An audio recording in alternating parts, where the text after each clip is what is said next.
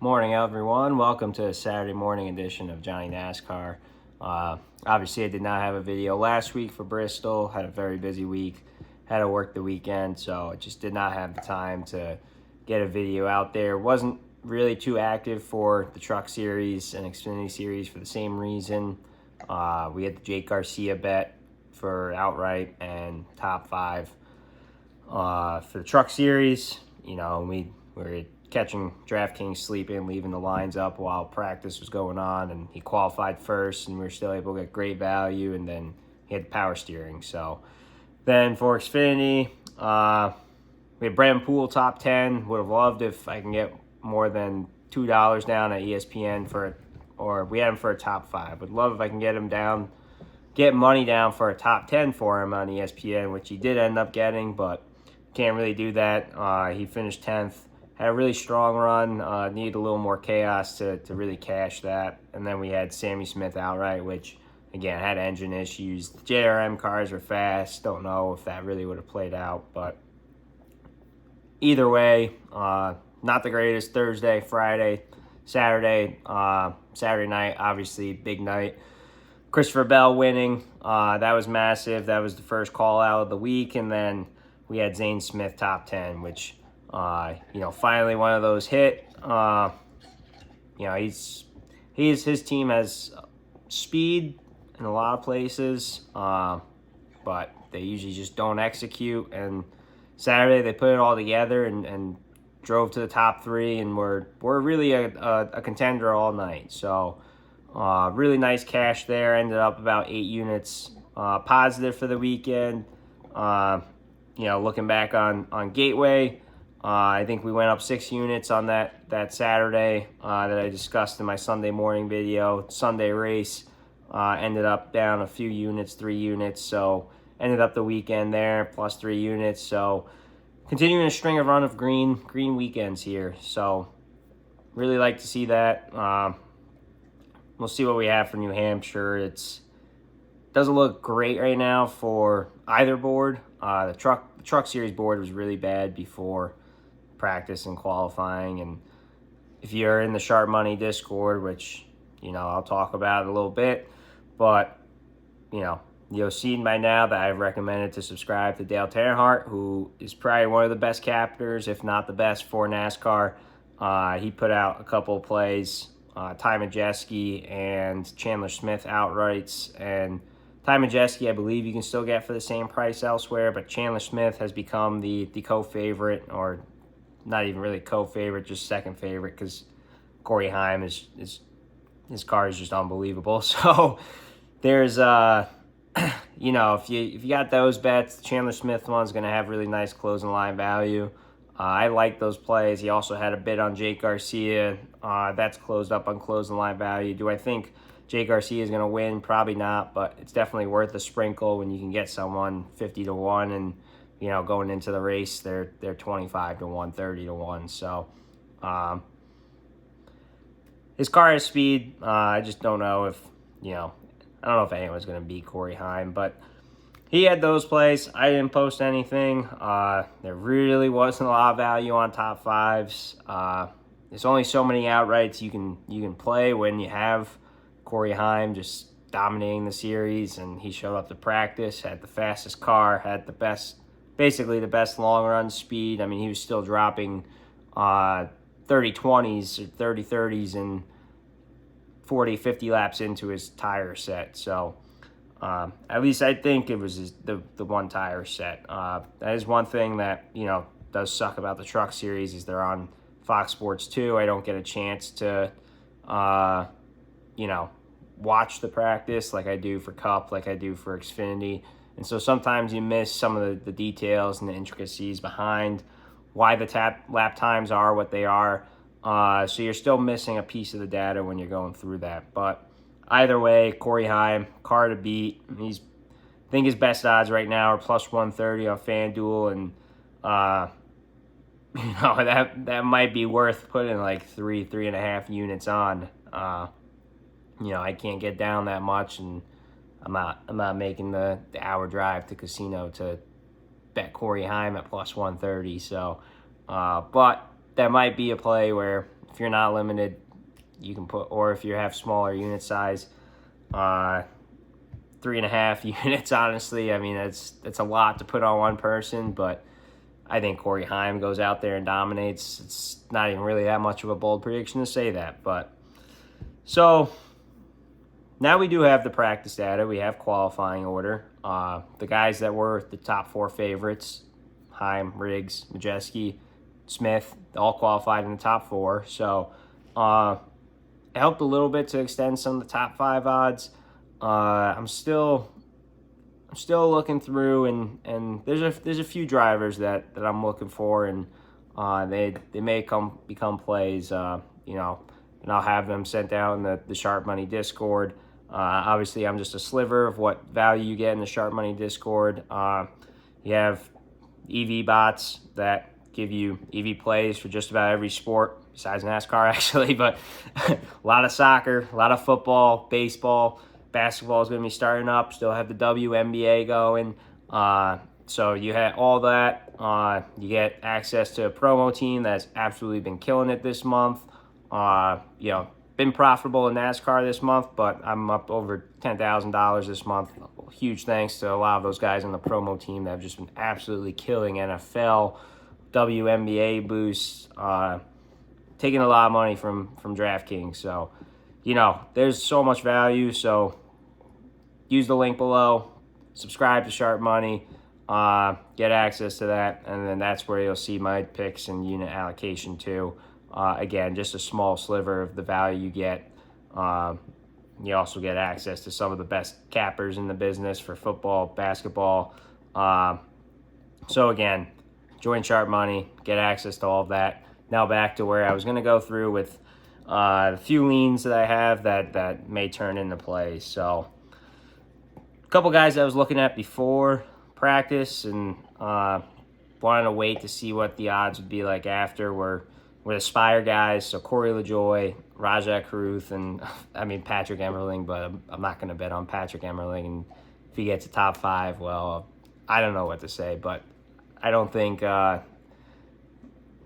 going to do that well in a truck. Like, he doesn't drive that often, doesn't usually drive for, I guess, a team that is more funded. It's kind of still Spire's not like the top team in trucks, but anyways, I'm not going to divulge too much into that. Caruth and LaJoie are the two guys I'm looking at. I believe LaJoie right now, 285 or 250 for a top 5 on DraftKings, and then Rajah Caruth is 400. Those guys, Spire's gotten better at these tracks. They're still not the best, still not up there with like the Tricon or Front Row Motorsports guys, but they've gotten better. And you look at the tracks that had the same tire compound, Richmond, IRP, and then North Wilkesboro. Each time, Spire's gotten better. And last race at Richmond, 2 guys, Sammy Smith and Corey LaJoie, both got top 5s. So looking at their practice time, these cars are basically identical. Whether you look at their lap times, their fastest lap times, whether you look at their 5-lap, 10-lap, 15-lap average, these cars are identical, and they're top 10 cars. So, I think that are all 4 of the favorites that I mentioned earlier going to get a top 5? It's more possible than you think, but I feel like there's going to be someone with issues, someone that doesn't execute on pit road. We've seen mechanical failures for a few cars each of these playoff races.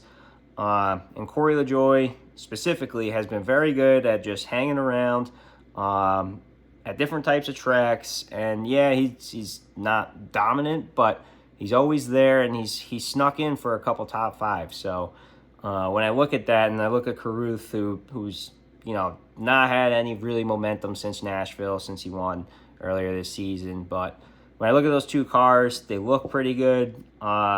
They're even, which sometimes you really like that as having the team cars having pretty similar lap times. That's usually an indication that the team has brought a good setup, and maybe they're not the fastest cars, but I think that they have a good baseline setup where they can adjust from throughout the race.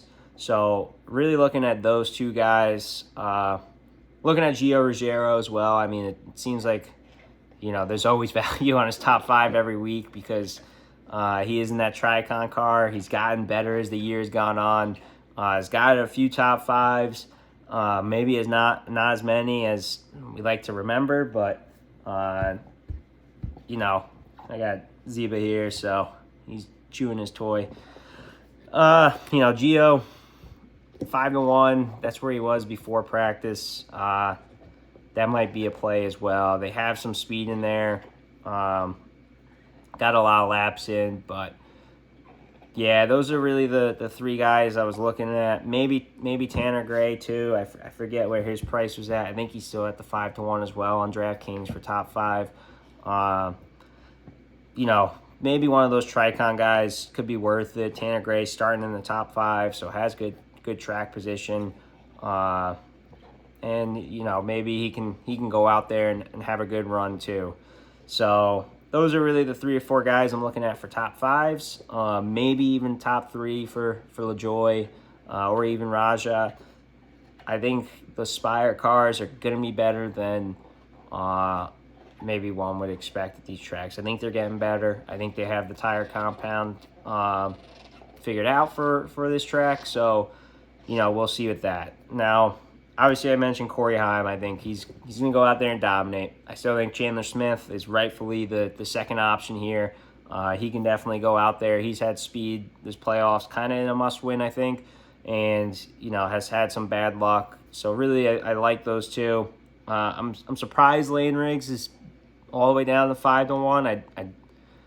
I know he didn't have as good a long run speed in practice, but still qualified top 4 and has been pretty consistently up there challenging Corey Heim in the series. So 5-1, I mean, there may be something there with that, but and maybe his top 3 will look a little better. I just don't know if I want to already have, like I said, Majeski and Smith from Dale. I don't know if I want to put a third bet down on Lane Riggs and say, okay, take the 3 other favorites versus Corey Heim and hope either Heim has problems or one of them does have a better car than him. But there is some risk there because I just think Heim's car is ridiculously good. So based on what I see in the times. One guy that is really the 5th guy that the books are considering for best odds to win is Caden Honeycutt. And he didn't qualify too well. His odds haven't really changed since before practice qualifying. Maybe went from 14 to 17 to 1 on a couple of books. I think his top 5 was 180. Now it's 190. So hasn't moved too much, but he had some good long run speed. I think again, he's with Stuart Friesen's team now, and I can't remember the exact. I know it's Friesen, something else begins with an H, right? That's their team name. But they showed some speed at the tracks with this tire compound as well, and I think Keen Honeycutt's very talented, and so that may be the one other guy that if there's anyone that I'm going to throw an outright on that says, okay, there's some value here, he can beat Corey Heim, it would be Caden Honeycutt. So, looking at his top 5, maybe not his top 5, but he could easily get a top 3. I think he can fit in with those 4 guys that are the top favorites right now. And, starting a little further in the field, helps with his price a bit, but I'm not going to bet on it right now. Like, I'll probably wait until a little before the race, which the truck race today is at noon Eastern.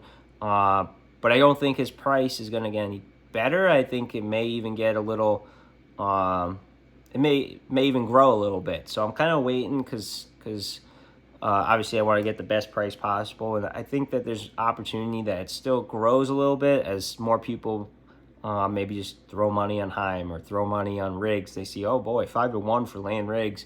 I have to take that. And I'm not saying that's a bad bet, but the more money that comes in on these top 4 guys, that means the odds are going to extend out there. So I just want recheck the times here. Let's go to lap averages. So one other guy that, I can't really bet on DraftKings because he's not there is Brent Cruz, and he's in that number 1 Tricon car. He is on there on Caesars, I believe, and it's going to vary state by state because I believe he's still only 17, so some of these states may not let you bet on, or books may not let you bet on anyone younger than 18, but he has a pretty fast car too. So sometimes when you're looking at these odds, just remember he's there as well. Some of the books have been missing drivers that they shouldn't be missing either. Like I think LaJoie was missing on one book. I know other people were talking about Eckes was not there on some other books. So I don't know. I don't know what's going on there, but either way,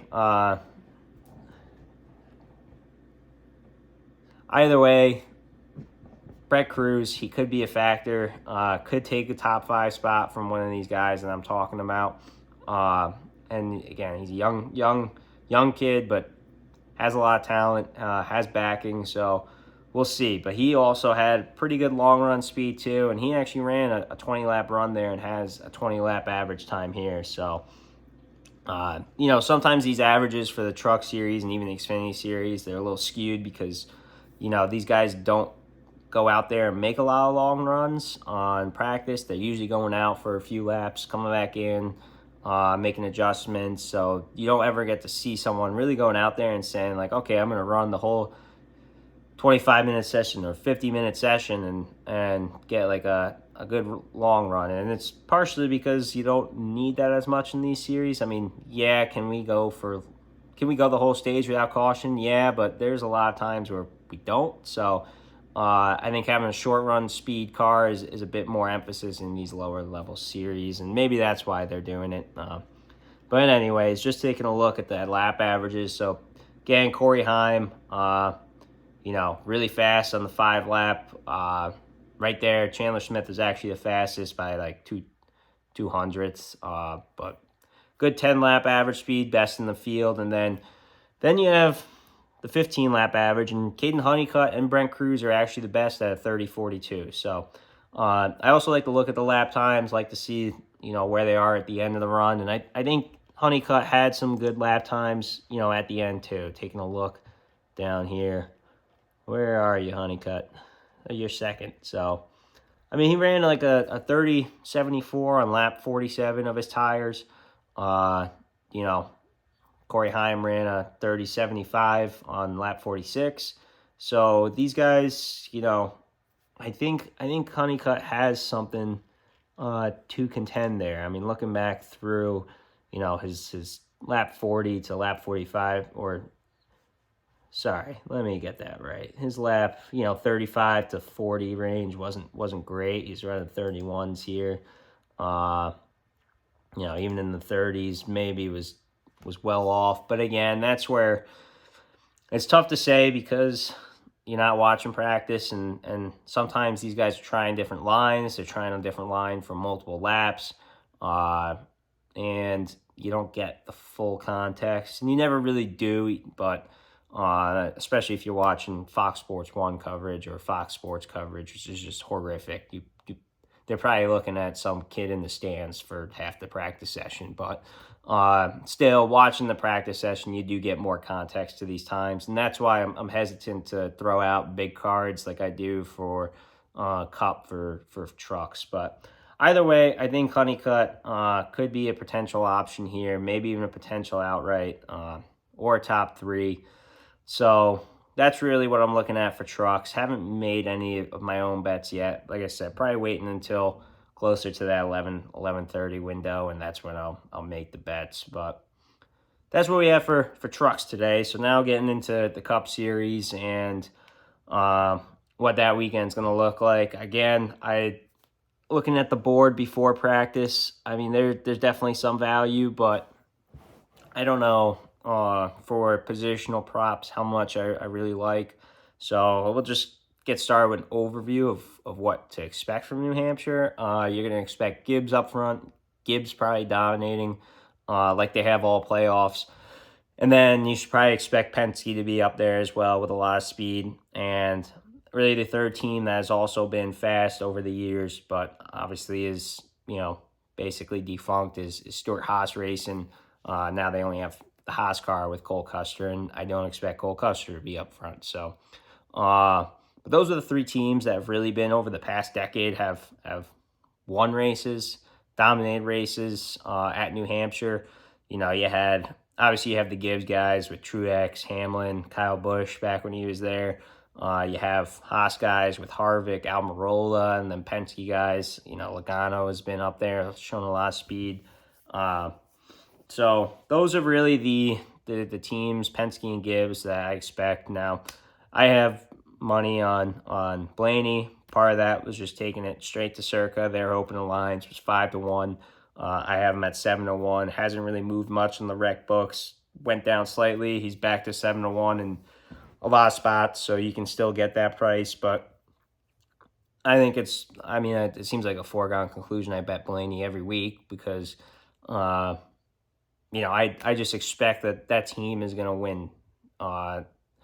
They won last one at Daytona, right? And that's not your traditional oval track. And, that one time he did win. I couldn't bet him because I was in Europe, but I should have bet him before I left because I said, that 14-1 looks really good. Maybe I should just place one bet and leave. But he ended up winning, so probably because I didn't bet on him. And I'm going to bet on him now this weekend, so he probably will not win again. But he has shown speed at New Hampshire. His results don't reflect that. I think he has a couple 20th place spots, but 2023 shown speed. I didn't look into why he finished in 23rd or whatever. It's probably his pit crew just lollygagging around on a pit stop or something, picking dandelions between the cracks in the pit road stall. But they finished top 5 in both stages, or maybe 6th and 4th. And then 2024, he was actually, and then I know it was a rain race, so it's hard to take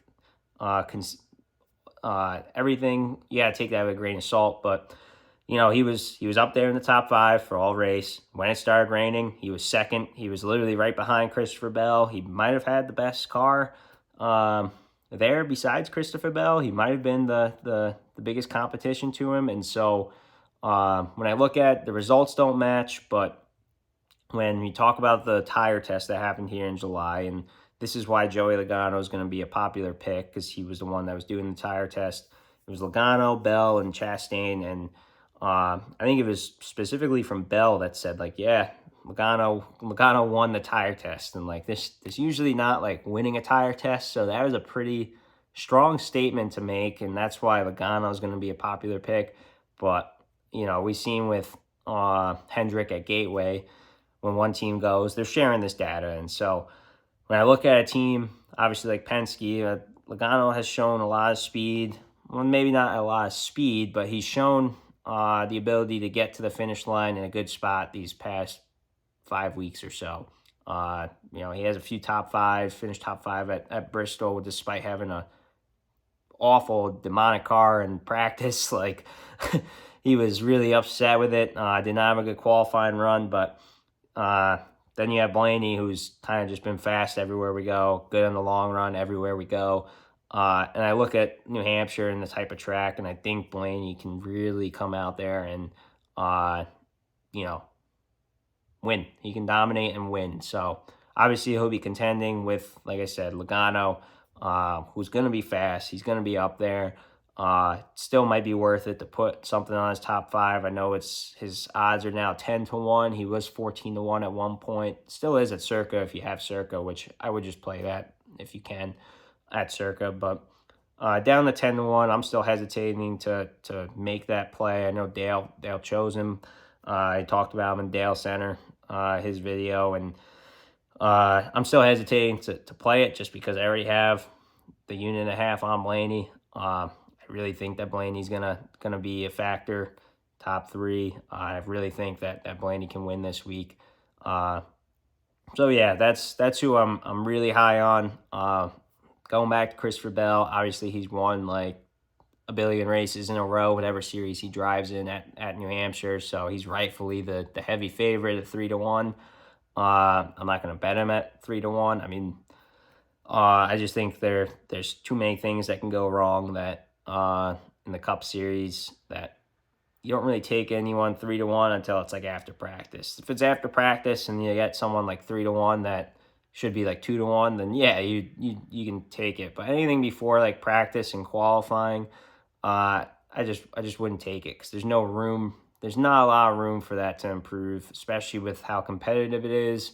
We're in the playoff time, so these guys are bringing their best stuff, and I think there's going to be a lot more odd movements or a lot more odd shrinkage for the guys in like the second to fifth spots for the odds. So like your Ryan Blaney's, like your Logano's, even your Briscoes and your Hamlins, which is also Gibbs. Obviously Gibbs, has swept the first round of the playoffs the last 3 races. They're looking for the 4th one, and what a better track come to than this. But I think the Blaney has some really good chances to shrink the odds. I usually trust Circa when they open up. Had some good success at the beginning of the year with blending what they're showing for picks.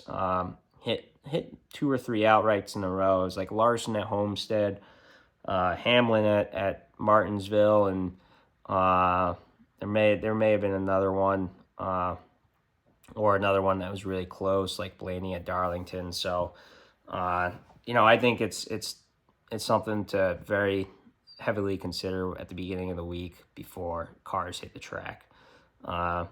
Few other guys that I want to talk about, and I'm still looking at some top Toyota and top Ford bets. That might be what I target before we have cars hit the track, and then I'll save top 10s, top 5s for after we have some data from practice and qualifying finishes. But into the segue for top Toyotas, I know we have Gibbs, and you have Hamlin, Briscoe, Bell, 3 of the hottest drivers in the series, and a great track for Gibbs, but got to take a look at 2311. I'll harp on it every week, and I already have Bubba outright. I think at this point, any Bubba Wallace outright that is greater than 25-1, you just have to play because they've been so fast. And I know they haven't had some really good finishes, actually, the last 3 or 5 races. I think I was reading they were like 28th or worse in 3 of the 5. So obviously they crashed out Bristol. Nothing that they did wrong. We're falling off. Weren't going to finish top 5. Maybe could have finished top 10. Who knows with all that tire stuff going on where people were going to finish. But obviously got wrecked in Bristol. But they're just showing top 5 speed every week. I mean, Gateway, he led all of stage 2 and arguably had the best car for the Byron Larson Wallace strategy. I know they were passing him on at the end of during the middle of stage 3 when they had the long green flag run. First Byron, then Larson, which I think Byron would have won that race if we didn't get that late race caution, and that would have been a nice cash, but would have really turned that race green. But anyways, after that, they went and got tires in that final run, and Bubba was, I think, the able to progress the fastest. So, him and Charles DeNike are just a really good pair. I was saying it for a few years now that, Woody Barker was I'm sure a great guy, but Bubba Wallace needed a better crew chief. I could have called some of those races that Booty Barker was calling better, and I'm by no means fit to be a crew chief at all in NASCAR, but just some of those decisions that he was making was head-scratching, and, they showed periods of speed, but with Charles and Nike, it's just another level, and you can really trust the decisions that he's making on top of the box during the race. So Bubba Wallace, 25-1 outright. Should have just hit it when it was 33-1 when Caesars first opened Monday. At this point, if it's anywhere 30-1, and it's an opening line, I would say just hit it, because besides the Roval, any other track, Bubba Wallace will be a contender with the speed that they have. And as long as they stay in the playoffs, I continue to expect that. So Bubba Wallace, and then Tyler Reddick has shorter odds for his outright. I do not have Tyler Reddick for his outright odds, but what I'm really looking at is the top Toyota bets at Caesars. They're both 12-1. Tyler Reddick, I don't think you can get better than 9-1 anywhere. I think ESPN has Bubba Wallace 11-1, but I mean, that's 12-1. These guys have shown pretty good speed at New Hampshire. For the next gen races, uh, 2311's been a 2-car team, and they've gotten top 10s in 5 out of 6 opportunities. So Bubba Wallace has 2 top 10s. Tyler Reddick has 2. Kurt Busch had a top 10 when he was driving in 2022. So you look at this and yeah, they haven't had like the upfront speed. Like I think Bubba Wallace was the only one to get the top 5. Tyler Reddick's finished 6 2 years in a row. So yeah, they haven't had the race winning speed like Gibbs and that top 3 speed besides Bubba at 2022, which I think had a little bit of strategy in that involved. But I mean, you just look at what can happen at these tracks, and you look at the speed that Bubba Wallace in particular has been showing up with, and Tyler Reddick has had a few, and you look back at Richmond, it's the same tire compound, and Tyler Reddick and Bubba Wallace had the 2 best cars there, like absolutely dominant. Reddick got wrecked. Bubba Wallace got screwed over by his pit crew after he got screwed over on the restart by Michael McDowell. So these guys, I think, are going to show up with speed, and 12-1 for Top Toyota. I mean, they're both qualifying later, so they qualify in the top 10 along with your Gibbs cars. I can see those odds shrinking. I think 12-1 is just a little too far priced, so I really do like that. I think I'm going to probably play those. I know I already have a lot on Bubba because I also took the boost for Bubba and Keselowski top 10. So I already have a unit in total on Bubba Wallace. And putting a lot on these high odds plays can be risky, but I don't know. I mean, I am a bit of a Bubba Wallace homer, but I can also tell you when he was doing bad that I would not touch him with a 10-foot pole. But they're just doing so well right now with the speed they show up with every week that it's worth the risk sometimes. So yeah, I was looking more top 10s, top 5s. I really just don't see anything that catches my eye. I mean, a lot of these guys in the plus 300 range, like it's going to be a playoff car dominant race again. And I know that we've had, a couple instances, Bubba Wallace in 2022, Chris Buescher at Watkins Glen in 2024, Ross Chastain winning Phoenix. So we've had a few instances in the next gen era where non-playoff guys win races, but it's still extremely rare. And there's a reason why the playoff guys are winning. It's because they're the best guys in the field, and they're going to bring their best stuff. So I really just expect it's going to be another playoff guy winning. It's going to be another playoff heavy front of the field. So, I don't really want to bet any outrights for non-playoff guys. Really, the 2 I'm looking at were Brad Keselowski. I think he's 30-1 on Combi, 25-1 other places. They've been fast in New Hampshire. I think this is a track that is good to Brad Keselowski. He has a couple wins here. They have some momentum. They've been much better the past 5-7 weeks, showing up with more speed, showing up with the speed that they were expected to show up with at the beginning of the year. So he could be one that, spoils the party. Maybe a top Ford bet. He's around 7-1, 8-1. But it's also going to be very tough for him to be faster than these Penske guys. Logano and Blaney are going to show up, and I expect them to be top 5 all race, right up there with the Gibbs guys, and hopefully, the 2311 guys when we bet on their top Toyota. So still looking at maybe a couple other top Fords. Josh Berry's the other one. Again, 12-1. Had terrible playoffs. I mean, Darlington was, his fault. He ran out of talent on the first corner, second corner. The other two instances were not his fault. Gateway, he was running solidly top 15, and he got dumped by Chase Elliott, and then had the whole rubber building up in the rocker panel in Bristol and caught on fire. So, I sneeze, but I'm not gonna now. I hate when that happens. I'll probably sneeze in 5 minutes. So, Josh Berry, though, 12-1. I mean, he's part of that Penske stable, and this is a track that, I think he finished third at. Again, it was the rain race. I don't know if he was really up front all race. But it's a type of track that Josh Berry, grew up racing on, maybe a little bigger, but it's right up his wheelhouse. And so that's the other really top manufacturer bet I'm looking at.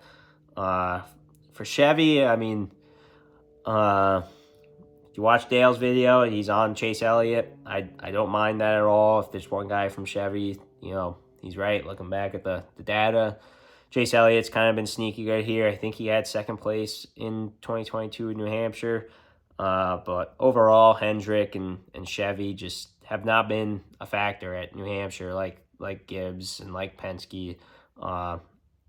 And so it's really tough right now, I think, to find value there. So, yeah, I don't know about those Hendrick cars.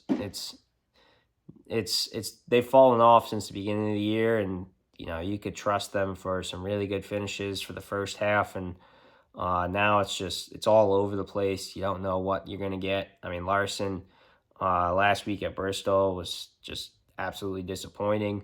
Didn't have any speed. I don't know. Couldn't keep the tires on the car. Did not look like a guy that had run, 1-2 straight at Bristol and led like 900 of 1,000 laps. So it's tough to say each week what those guys are going to show up with, and that's why just looking at the board again, I don't see a whole lot of value yet. I think practice and qualifying will be better indicator.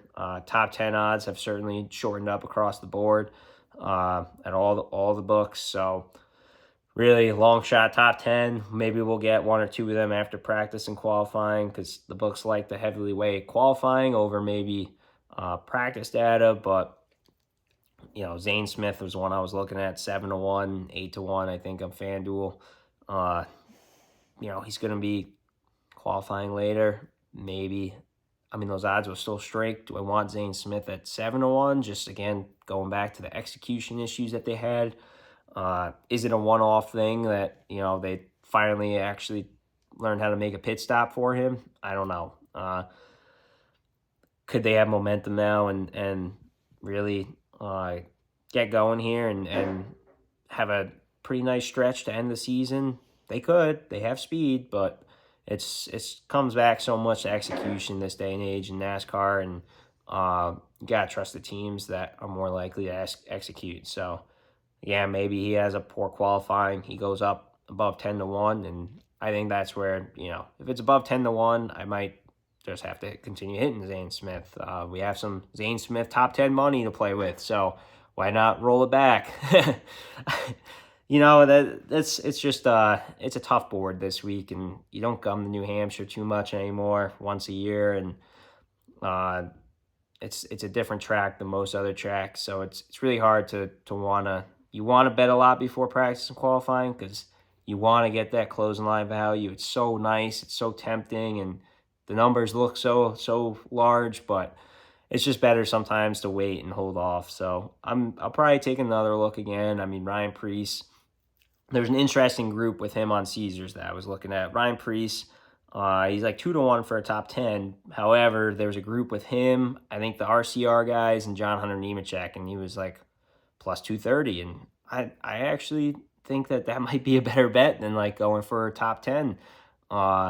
It's a slightly better price, and he's got to beat those three guys. And yeah, I think John Hunter Nemechek got a top 10 here last year, and again, rain race, what happened there? I know there were some wrecks at the end. I didn't get a chance to watch the races, but just looking at his rating, he wasn't really up front for most of the race. So and then RCR, they're decent. I mean, Kyle Busch has not been good here recently, but Austin Dillon has had some top 15 finishes. But I look at that and I'm like, maybe that's where you want to target Preece. And then, if they show up and they qualify well, maybe looking at or they don't qualify well, maybe looking at his top 10s or top 5s if the practice data is still good. I think RFK will have good cars. I just don't know if they'll be on the level of Penske. which is why I'm hesitant to, go further with top Fords and top 5 bets. I really do trust that the top 5 could be filled out by playoff guys, but it's also been, it also hasn't been like that this playoff, so maybe it won't be, and maybe Brad Keselowski plus 380 to get top 5 is a good bet, but I'm just waiting a little bit longer, and I may even change my mind in between watching the truck race, and we still got 5 hours till practice, 3 o'clock Eastern, so I may change my mind, look at the lines again, maybe find different information that, I wasn't able to find on my lunch breaks and, after work this week. So we'll see. But Blaney, outright. Bubba Wallace, outright. Those are the 2 that I really like. Bubba Wallace, Tyler Reddick, top Ford. I really like, or top Toyota. I really like for the value. And then, like I said, maybe Barry, top Ford. And then Priest for that, I think Group E on Caesars. I think that might end up being a play. I do like that. I don't usually do groups that often. I don't know if I've ever, maybe I've won one group. I don't know. Groups and head-to-head are just really tough. I haven't figured them out yet, but the only way you really figure out is by trying, and I really think that there is some value there on Priest beating those guys, beating the RCR boys, plus John Hunter Nemechek. So those are the bets that I think will be played, and then before practice, which is still honestly going to be a lot more money out there before practice than even I thought I would put, but I'm really trying to up the volume because past couple weeks or the past month or so, I've had some leans, I had some plays that I held back because I'm still a little timid with some of the large allocations. But like last week, Bristol, I threw out a monster card. I think I'm just going to start letting loose because some of these leans that I have had hit, and I want to win money. So scared money don't make money, they say. So that's what I have. Again, I talked about Sharp Money. Click the link below. Sign up for Sharp Money. Use the code JR100. Get a first month free. You get access to these picks, what I'm putting down. You get access to some of the best positive EV tools the best positive EV tools in the market. Really good way to build your bankroll. I started with, and I shouldn't have done it. I didn't do it correctly either, but other people, you can start with a $100 bankroll, $1 units. I mean, if you have $1,000, start with $10 units, and people are up to $200, $300 units. I started with 50 because I had more money laying around. I used OddsJam first, lost my ass with that. Found friend recommended Sharp Money. Never looked back since. I'm up to $150 units. So really easy to scale up, and I could be up to even higher units. I just haven't made that decision yet because the past couple weeks I've really increased my bankroll, and I don't want to increase my unit on a good variance tear. So especially when a lot of it has come from promos. But either way, these tools help you build your bankroll so you can put more money on NASCAR and join me in sweating Saturdays and Sundays. So that's all I got. Thank you guys. Won't be a video tomorrow, but looking forward to getting back on track here and getting a video out each week. I think the Cup race will be good. So I think there's a lot of different contenders. I think they're usually always better than what some other people might say online, but I still think there's room for improvement with the car. I get it. But I still think it's going to be a fun weekend, so let's get it. More fun when we win. I expect us to win. So see you guys next time.